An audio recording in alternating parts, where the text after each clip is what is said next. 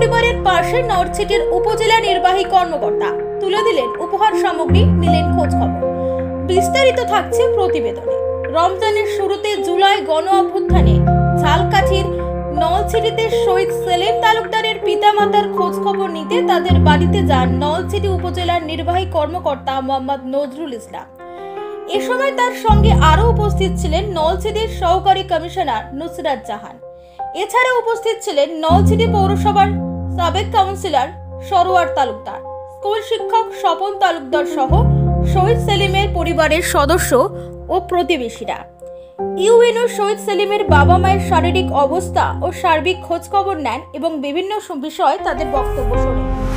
এই সময় ইউএনওকে পেয়ে শহীদ সেলিমের মা ছেলে স্মৃতিচারণ করতে গিয়ে অশ্রুসিক্ত হয়ে পড়েন এবং তার অনাগত নাতির জন্য দোয়া কামনা করেন। সাক্ষাৎ শেষে ইউএনও মোহাম্মদ নজরুল ইসলাম শহীদ সেলিম তালুকদারের বাবা ও অন্যান্যদের সঙ্গে নিয়ে তার কবর জিয়ারত করেন। এ সময় স্থানীয়রা শহীদ সেলিমের কবরস্থানের চারপাশে সীমানা প্রাচীর নির্মাণের দাবি জানান। ইউএনও তাদের আশ্বস্ত করেন যে তিনি এটি বাস্তবায়নের জন্য প্রয়োজনীয় ব্যবস্থা নেবেন।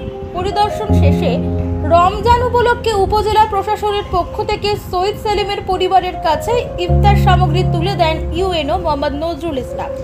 এছাড়াও শহীদ সেলিম তালুকদারের স্ত্রী সন্তান সম্ভব অবস্থায় বাবার বাড়িতে অবস্থান করায় সেখানে উপজেলা প্রশাসনের পক্ষ থেকে উপহার সামগ্রী পাঠানো হয়। এদিকে নলছিটির আরেক শহীদ নাউমের পরিবার ঢাকায় অবস্থান করায় তাদের কাছে উপহার সামগ্রী পৌঁছানো সম্ভব হয়নি। Nalchity post desk report.